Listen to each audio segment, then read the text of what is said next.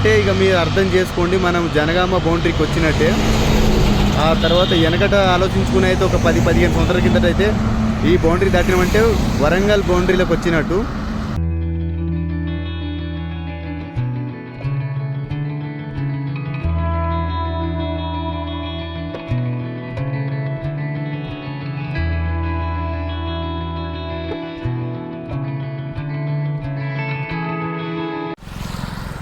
So hi viewers, తెలుసు కదా ఇది ఏంటిదో అనేది. సో మనకున్నటువంటి కాకతీయ తోరణం అన్నట్టు.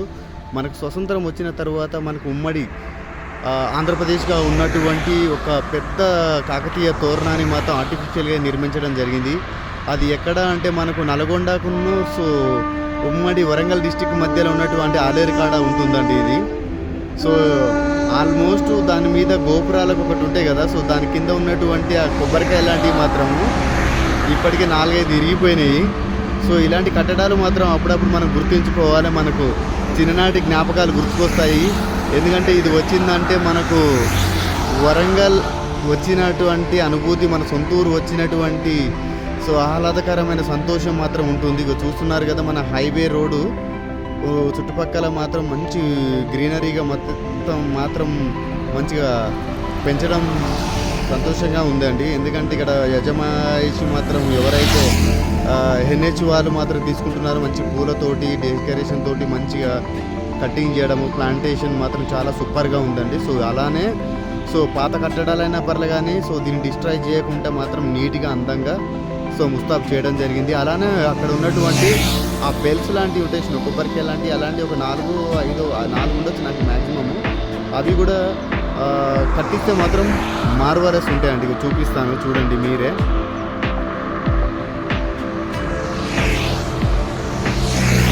ఇగో ఇక్కడ ఉన్నటువంటి ఇగో చూడండి మీరు,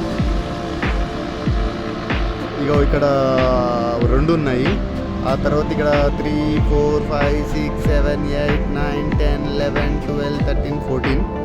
సో 14 అంటే మరి మళ్ళీ ఒకసారి కౌంట్ చేద్దాము. 1, 2, 3, 4, 5, 6, 7, 8, 9, 10, 11, 12, 13, 14, 15. ఓకే 15 అంటే ఆ 4 చేస్తే మాత్రం 19 అవుతుంది.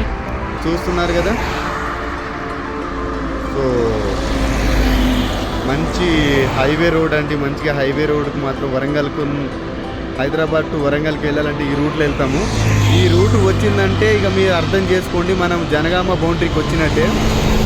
ఆ తర్వాత వెనకట ఆలోచించుకుని అయితే ఒక 10-15 సంవత్సరాల కిందట అయితే ఈ బౌండరీ దాటినామంటే వరంగల్ బౌండరీలోకి వచ్చినట్టు, నల్గొండ బౌండరీ నుంచేది. కానీ ఇది మాత్రం చాలా జ్ఞాపకాలు తోడు కూడుకున్నటువంటి స్థలం అండి, సింబల్ అండి. ఎవరైతే ఈ జ్ఞాపకంతో ముడిపడి ఉన్నాయో సో అనుభూతి ఉన్నారో ఆనందంతో ఉంటారో సో వాళ్ళు మాత్రం తప్పనిసరిగా మీ యొక్క అభిప్రాయాలను మాత్రం మీరు నాతోటి కామెంట్ రూపంలో పంచుకోండి. ఇష్టంగా ఒకవేళ నా వీడియో మాత్రం అంటే మాత్రం సబ్స్క్రైబ్ చేయండి, అలానే లైక్ కొట్టండి. Thank you. ఇంకా ఏమైనా పర్లేదు ఇలాంటి ఇంకెక్కడన్నా మీ ఊరికాడ ఉంటే చెప్పండి. ఒకవేళ నేను ఆ విధంగా అంటే ఆ రూట్లో వెళ్ళేటప్పుడు మాత్రం నేను క్యాప్చర్ చేసి నా యొక్క యూట్యూబ్ ఛానల్లో పెట్టుకుంటానండి.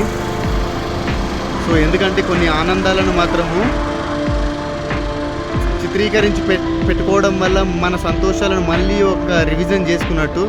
ఎందుకంటే ఎగ్జామ్ రాసేటప్పుడు మాత్రం ఫస్ట్ పేపర్ నుంచి ఫస్ట్ క్వశ్చన్ నుంచి ఎట్లా ఫస్ట్ చాప్టర్ నుంచి అయితే ఎలా మొదలుపెట్టి ప్రిపేర్ అవుతామో అలానే మనకు ఉన్నటువంటి ఆల్బమ్ ఉంటుంది కదా, చిన్నప్పటి సంతోషకరమైన విషయాలు, అన్నదమ్ములతోటి, అక్కచెల్లెలతోటి, అలానే స్కూల్లో ఉన్నటువంటి ఫ్రెండ్స్ తోటి, పెళ్ళి టైంలో అయినా పర్లేదు, ఏ టైం అయినా పర్లేదు, మనకు మాత్రము ఆ సంతోషాన్ని మిగిల్చేది ఈ యొక్క చిత్రీకరించినట్టు వీడియో రూపమో ఆడియో రూపమో సంథింగ్ ఏదో ఒకటి ఫోటో రూపంలో ఉంటుంది కాబట్టి సో అందుకోసమే నేను చెప్తున్నాను. Thank you.